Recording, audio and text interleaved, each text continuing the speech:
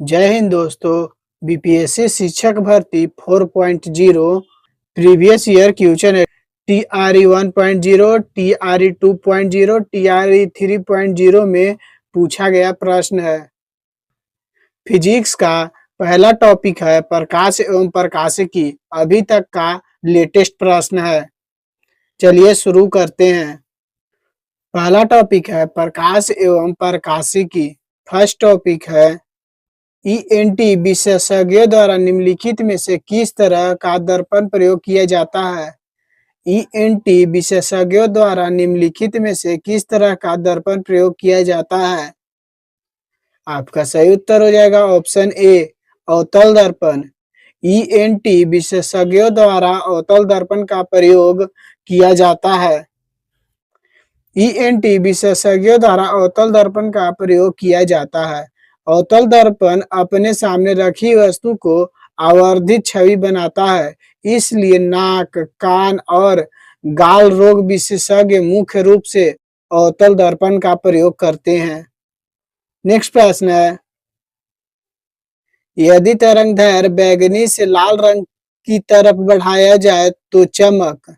यदि तरंगदैर्घ्य बैंगनी से लाल रंग तरफ बढ़ाया जाए तो चमक। आपका सही उत्तर हो जाएगा ऑप्शन ए, पहले बढ़ेगी फिर घटेगी। श्वेत प्रकाश के 7 घटक रंगों में से बैंगनी रंग के प्रकाश का तरंगदैर्घ्य सबसे कम तथा लाल रंग के प्रकाश की तरंगदैर्घ्य सबसे अधिक होती है। इस प्रकार बैंगनी रंग का प्रकाश किरण का अपवर्तनांक सबसे अधिक तथा लाल रंग की प्रकाश किरण के लिए अपवर्तनांक सबसे कम होता है।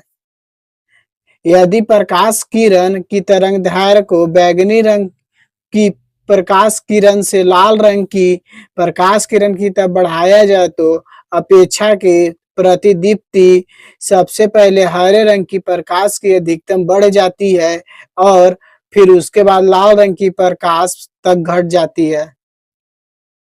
5 डायोप्टर तथा 4 डायोप्टर की शक्ति वाले दो अभिसारणकारी लेंसों को समाक्षीय रूप से 10 सेंटीमीटर की दूरी पर अलग अलग रखा गया है। उनके संयोजन से बनने लेंस की फोकस दूरी होगी। 5 डायोप्टर तथा 4 डायोप्टर की शक्ति वाले दो अभिसारणकारी लेंसों को समाक्षीय रूप से 10 सेंटीमीटर दूरी पर अलग अलग रखा गया है। उनके संयोजन से बने लेंस की फोकस दूरी होगी। आपका सही उत्तर हो जाएगा ऑप्शन डी, उपयुक्त में से कोई नहीं। प्रकाश की किरण का प्रकीर्णन कहलाता है। प्रकाश की किरण का प्रकीर्णन कहलाता है। आपका सही उत्तर हो जाएगा ऑप्शन ए, टिंडल प्रभाव। प्रकाश की किरण का प्रकीर्णन टिंडल प्रभाव कहलाता है। जब कोई प्रकाश किरण किसी कोलाइडल विलयन में से होकर गुजरती है तो उसका प्रकाश प्रकीर्णन होकर एक शंक्वाकार आकृति का निर्माण करता है। इस घटना को टिंडल प्रभाव कहते हैं। अतः स्पष्ट है कि प्रकाश की किरण का प्रकीर्णन टिंडल प्रभाव कहलाता है। नेक्स्ट प्रश्न है, क्या होता है जब प्रकाश हवा से कांच के स्लैब में प्रवेश करती है। क्या होता है जब प्रकाश हवा से कांच के स्लैब में प्रवेश करती है। आपका सही उत्तर हो जाएगा ऑप्शन सी, यह सामान्य की ओर झुकता है। जब प्रकाश किरण सघन माध्यम से विरल माध्यम में प्रवेश करती है तो वह विचलित होकर मूल पथ से हटकर एक नए मार्ग पर गमन करती है। इस घटना को प्रकाश का अपवर्तन कहा जाता है और इस दशा में अपवर्तित किरण अभिलंब से दूर हट जाती है। इस प्रकार जब प्रकाश की किरण विरल माध्यम से सघन माध्यम में प्रवेश करती है तो अभिलंब की ओर झुक जाती है। अतः विकल्प सी सही है। नेक्स्ट प्रश्न है, वह घटना जिसके कारण आकाश नीला दिखाई देता है। वह घटना जिसके कारण आकाश नीला दिखाई देता है। आपका सही उत्तर हो जाएगा ऑप्शन सी, प्रकाश का प्रकीर्णन। सूर्य के प्रकाश के 7 घटक रंगों में से बैंगनी एवं नीले रंग का अधिक प्रकीर्णन होता है और इसीलिए आकाश नीला दिखाई पड़ देता है।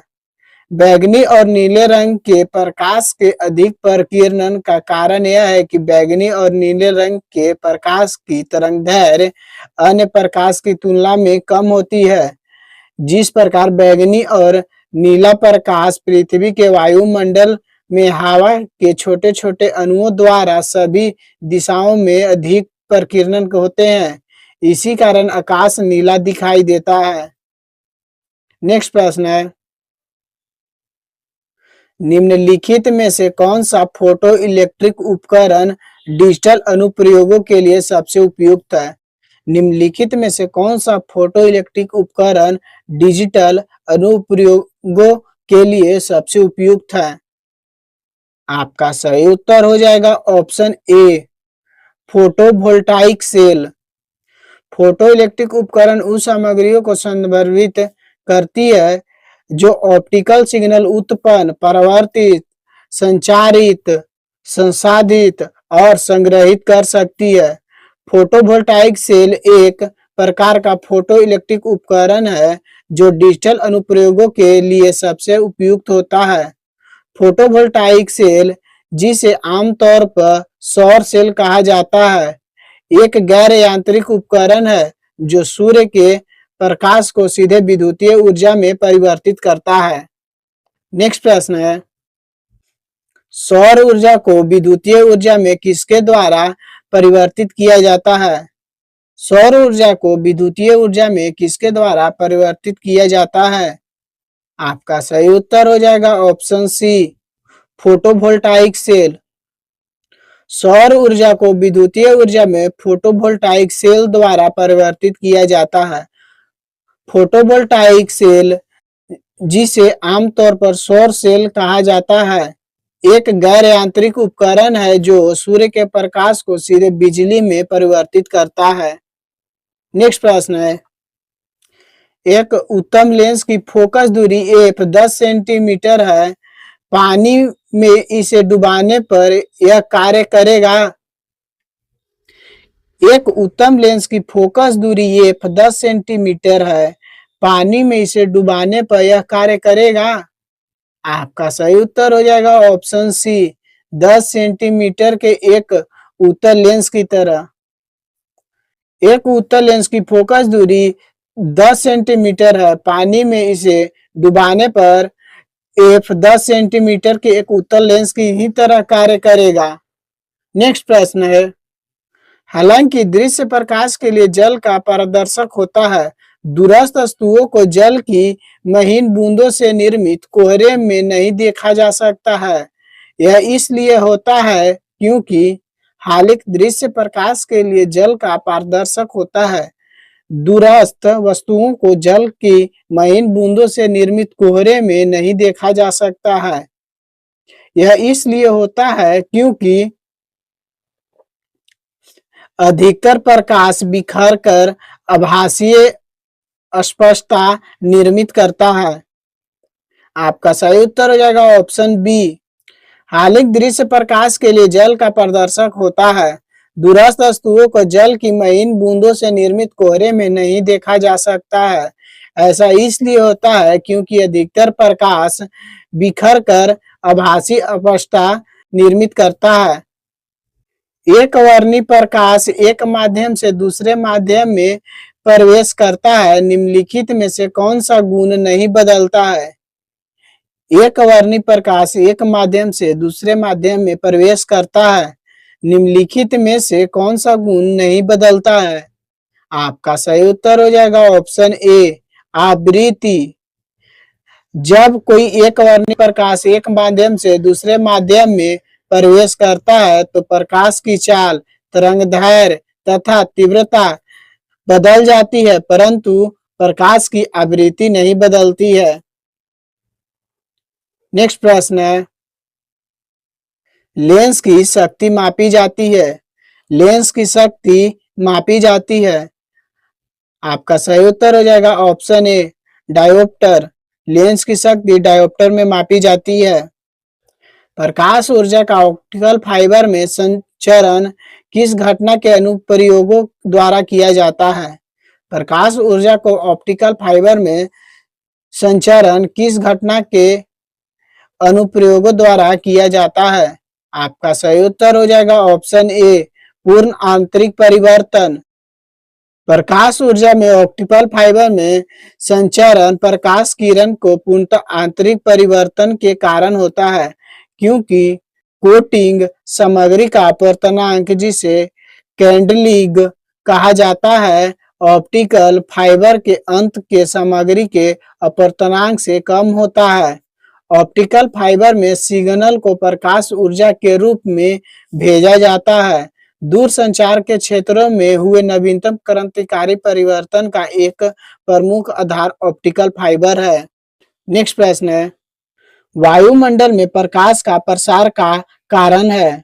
वायुमंडल में प्रकाश के प्रसार का कारण है। आपका सही उत्तर हो जाएगा ऑप्शन डी, उपयुक्त में से एक से अधिक। वायुमंडल में प्रकाश के प्रसार का मुख्य कारण धूल के कणों, जलवाष्प तथा वायु में अन्य निलंबित कणों की उपस्थिति है। कार्बन डाइऑक्साइड एक ग्रीन हाउस गैस है, जो कि ग्लोबल वार्मिंग के लिए उत्तरदायी प्रमुख गैसों के रूप में जानी जाती है।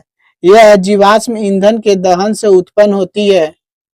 दो समरूप रेखा क्षेत्र द्वारा निर्मित एक व्यक्तिकरण प्रारूप में उच्चिष्ट पर तीव्रता I है।